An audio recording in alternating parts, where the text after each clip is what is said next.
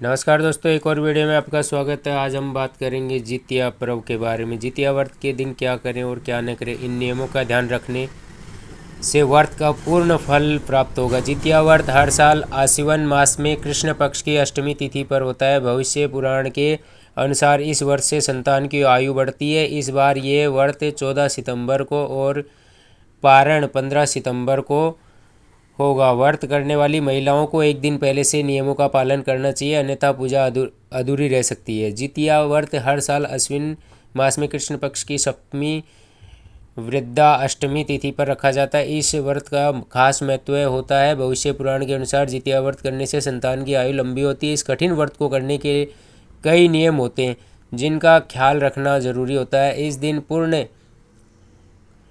दिन कुछ कार्य करने और न करने से आपका व्रत अधूरा रह जाता है। ऐसे में आइए विस्तार से जानते हैं कि नहाय खाए से लेकर व्रत के पारण तक व्रती महिलाओं को किन किन नियमों का पालन और ध्यान रखना चाहिए। एक दिन पूर्व से करें नियमों का पालन। इस बार जितिया व्रत 14 सितंबर रविवार के दिन रखा जाएगा और इसका पारण 15 सितंबर से होगा। व्रत करने वाली महिलाओं को एक दिन पहले से तामसिक भोजन छोड़ देना चाहिए। ऐसे में नहाय खाए के दिन लहसुन, प्याज आदि चीज़ों का प्रयोग नहीं करना चाहिए। जितिया व्रत में नहाय खाए के नियम में महिलाएं नदी या तालाब में स्नान करती है और फिर झिमनी के पत्तों पर सरसों के तेल की खली को रखकर जिमुतवाहन भगवान की पूजा करती हैं। ऐसा संभव न होने पर आप घर में स्नान कर सकते हैं।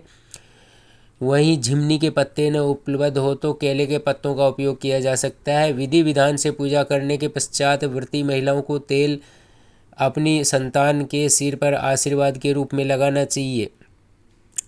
नहाय खाए के दिन क्या करें और क्या ना करें। सप्तमी तिथि यानी आज के दिन के समय कई स्थानों पर मडुआ की रोटी और मछली खाने की परंपरा होती है। वहीं जिनके यहाँ मांसाहार नहीं बनता वो व्रती महिलाएं सात्विक भोजन ग्रहण करती हैं। सप्तमी तिथि के दिन ज़्यादा हैवी और ऑयली खाना खाने से बचना चाहिए क्योंकि ये व्रत बेहद लंबा होता है। ऐसे में व्रत रखने में आपको समस्या आ सकती है। खाना खाने के बाद अच्छी तरह दांत साफ करनी चाहिए ताकि दांतों में अन्न का टुकड़ा ना रह जाए। जितिया का व्रत ओठगन के नियम। इस बार अष्टमी तिथि 14 सितंबर को पड़ रही है। इस दिन सूर्योदय से पहले यानी ब्रह्म मुहूर्त में जितिया ओठगन रहेगा। इस दौरान व्रती महिलाएं चूड़ा, दही, पानी, नारियल पानी आदि ग्रहण कर सकती हैं।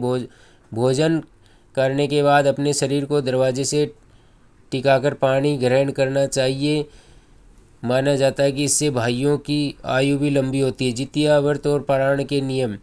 ओठगन के बाद महिलाएं पूरे दिन निर्जला व्रत रखती हैं। इस दौरान अन्न का एक दाना भी ग्रहण नहीं किया जाता और नहीं दातुन किया जाता है। इसके बाद नवमी तिथि को इस बार 15 सितंबर रविवार को पड़ रही है। इस दिन सुबह 6:35 पर अष्टमी तिथि समाप्त हो जाएगी, जिसके पश्चात विधि विधान से पूजा करनी चाहिए और फल, नारियल, अकड़ी आदि को ढककर रखना चाहिए। अपनी संतान से कपड़ा हटवाने के बाद प्रसाद ग्रहण करके व्रत का पारण करना चाहिए। साथ ही इस दिन आम दातुन से दातुन करने का विधान है। कथाओं के अनुसार व्रत का पारण गाय के कच्चे दूध से किया जाता है। कहा जाता है कि चील से जितिया व्रत रखने के बाद गौशाला के गाय का कच्चा दूध लाकर व्रत का पारण किया था। ऐसी मान्यता है कि व्रती को व्रत करने के दिन खाना बनाना नहीं चाहिए और न ही सिलाई बुनाई का काम करना चाहिए। ये न्यूज़ हमें